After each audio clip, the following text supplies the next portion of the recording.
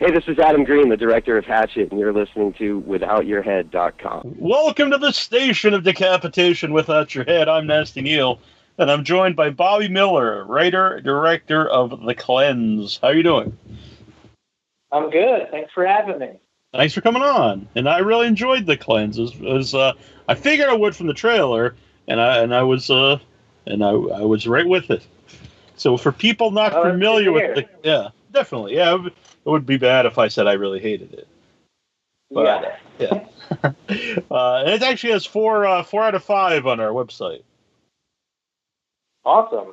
I'll take it. Yeah. So this was your first feature film. What was it about The Cleanse that you decided you wanted this to be a feature?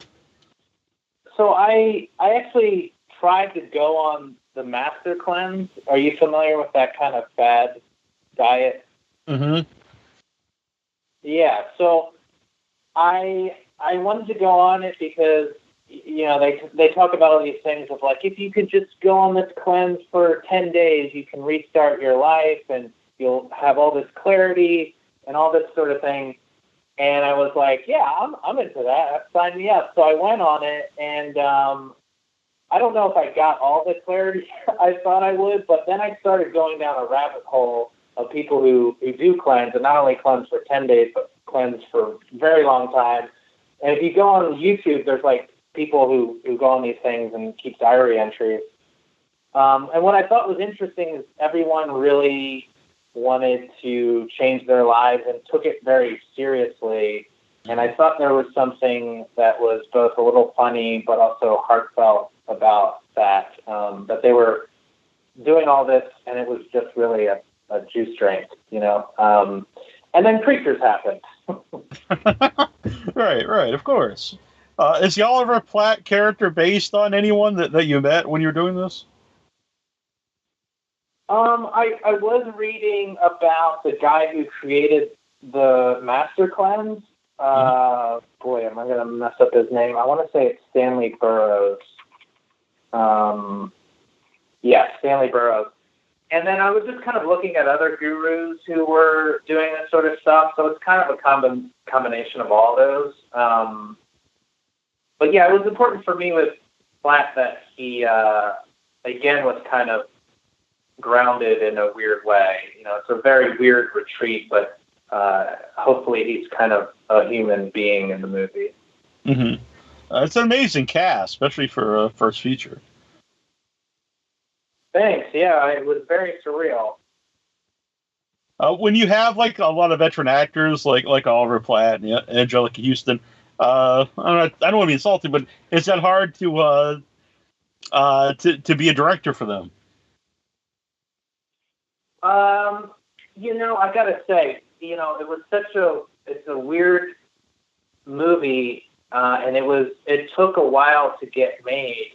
And by the time they were on set, I was just kind of in the mode where I was just like, I'm just gonna direct this cast and not overthink. Mm-hmm. Like if I wasn't in that headspace and I was like, oh crap, that's Anjelica Huston. How do I talk to Anjelica Huston? Right.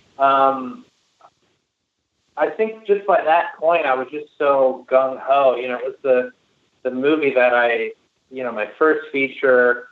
Been making movies since I was 10. So by that point, I was just like, it could be anyone, and I'm just going to talk to them like a human being. And everyone is so approachable. I mean, that's the other thing is like this cast across the board. You wouldn't know that any of these people were, acting legends or anything like that. They were just so sweet and so game. They really related to the themes of the movie and just wanted to collaborate and work together. So they made it way easier. Yeah. Well, where did you film it? We shot it in Vancouver, Canada. I assume it was really outdoors. Yeah. It was all outdoors. Yeah. That was new for me too. I never shot like night. Like there was some stuff where we had to, shoot during the night, and I was like, It's a whole different ballgame when you're shooting at all hours of the night. Uh-huh.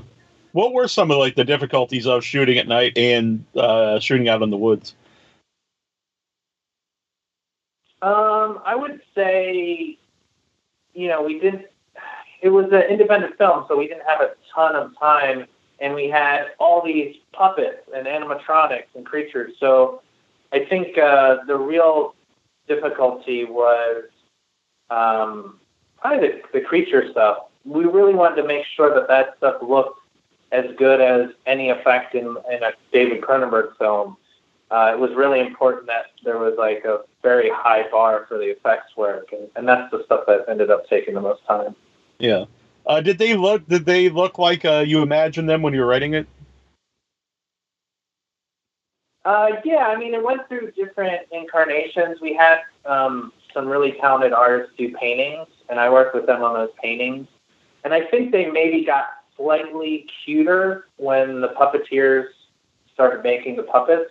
Mm-hmm. And I think that's a lot to do with just the physical demands of making a puppet. Like it can't be as weirdly misshapen if someone's hand has to ultimately get in there, So, so I think it changed a little bit, but in my mind, it definitely stayed true to the original kind of paintings that we were doing.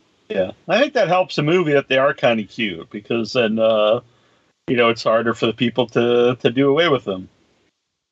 Yeah, exactly. Did you keep any of them?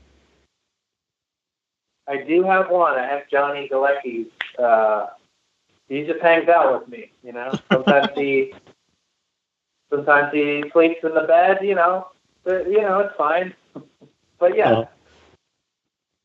Now, doing the shorts before the doing a feature, do those help you prepare for doing a feature? What are the benefits of doing shorts? So I did this short called Tub that went to Sundance, and that was huge for me because it kind of got attention, and I was able to at least go on meetings with the script for the cleanse. So shorts are super valuable, and I'd say in terms of preparing, features are a different beast, and it's definitely like an endurance test. So you learn a lot on shorts, and you can kind of prep so much, but I think a feature is a different animal, and you really have to think on your feet more than you would on a short. The longest thing I did before this was like, a 3-day shoot.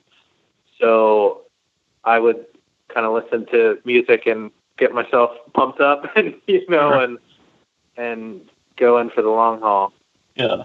And I like what you said before, though. I guess it's a good way to show a sampling of what you're able to do if you want to do something bigger. Yeah, and I think for the stuff that I've been doing, it's so important to show the tone of what you're up to, because the cleanse has so many different tones. There's horror, there's fantasy, there's comedy, there's drama, and I think that's very hard to show on just the page. So to have a short or a sample to show like, hey, this is the vibe I'm going for is really helpful. Oddly enough, I saw End Times at the Boston Underground Film Festival a couple of months ago. Oh, cool. Yeah, which was awesome. And is there any story there? Because actually, when I was watching, it reminded me, I was walking to the grocery store one day, and I stepped on a chipmunk. And I looked, and it was very depressing because he didn't die, and he was twitching. And then I did stomp him and put him out of his misery. But it was a terrible experience. Yeah. Well, so me and my wife, we were like hiking, and we found this guy who was just like really distraught. And he was, staring at this like dying squirrel. And he literally asked us, what should he do? And I was just like, what is this guy's deal? And, he ultimately, we walked away, and I heard a thud, and I was like, oh, he chose to kill it. So that was like the germ of it. And I was just like, well, what's this guy's day like? What has he gone through to get to this moment where he's out of sorts with the squirrel, and that was kind of the inspiration for the short. Yeah, it got over really well, by the way, at the film festival. People really dug it. Oh, that's great. Yeah, I'm actually flying out it's playing opening night at Maryland, and I haven't seen it with a crowd, so I'm excited to see it. Mm-hmm. Speaking of that, with a crowd, what's it like to see your film in an audience, at the festivals? It was really fun to watch people watch The Cleanse because on the festival circuit, no one knew anything about the movie. So they're just watching it and they're like, hey, it's Johnny from Big Bang Theory. And he's being funny. And then, wait, what? And it just kind of goes down this strange rabbit hole. So I took great pleasure in watching people react to the film at film festivals. And I would say my two favorite screenings was the second or third screening at South by Southwest. Mm-hmm. And then at Fantasia was crazy. I mean, it was like round the block, people waiting in line. And that was like the greatest film experience I've ever had. I mean, it just played so well there. Yeah, that's very cool. So why the change from the Master Cleanse to the Cleanse? When we were going around, when we were going around on the festival circuit and I was talking to people, people didn't know what the Master Cleanse was, which is that, fad diet. And there was just kind of a confusion about it. And so when Sony bought it and they suggested the Cleanse, I was like, I'm into that change because a lot of the movies that I love, like, The Fly or The Thing, it's always something. Right. And I thought it felt kind of lean more genre and felt right and cleared up that confusion that I think people had when we were on the festival circuit. Yeah. I really thought Kevin O'Connor was excellent in one of the smaller roles, I guess, in the movie, but he really stood out to me. I thought the role was great. He's so good. Mm-hmm. I'm glad to hear that. Yeah. I want to do we were joking around, but I legit think there's some moments where there's really great comedic timing. He also brings very emotional stuff later in the movie, but I would love to do a comedy film with him. I think he'd be very good. Yeah, I totally agree. Very, very deadpan. When you went on the retreat, did you drink the Master Cleanse? I never went on a retreat, but I did try to go on.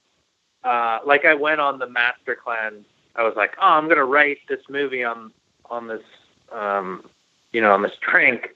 And then within 6 days, I was like, you know what? I think I got it. I don't think I don't think I'm in a mood to write anything right now. And I kind of understand. I don't need to go on the full 10-day cleanse for this one. Yeah. What did it taste like? I mean, it's just like lemon and cayenne pepper, so it's like a little spicy lemonade, basically. But it's all kinds of, you poop weird, you're irritable, you have all these weird side effects, and then sometimes you're super clear-headed, and you feel like you have all the stuff that you were worried about. You're like, oh, this is the clear answer. So it's a kind of a crazy thing, and I think I'm done trying cleanses, so. Very good. Fair enough. So it's going to be on demand, video on demand, and select theaters, May 4th. The Cleanse. So that's very cool. And who did the poster art? Because the poster art's very nice. This Michael Now at Sony was kind of the creative director on that, and he, I'm a big fan of it. It makes me think of kind of those movies that I grew up on, the Joe Dante stuff and Spielberg, mm-hmm. and I'm really excited about it. Very cool. And how can people follow you to see what you're up to next? You could go to thebobbymiller.com, and that has all my stuff, and the social media things. You can find them there. All right, fair enough. Well, thank you for coming on. I really did like the movie, not just because you're here. I really dug it. Oh, thanks, man. I appreciate it. Hi, this is Carl Stryken, the fireman from Twin Peaks, and you're listening to Without Your Head.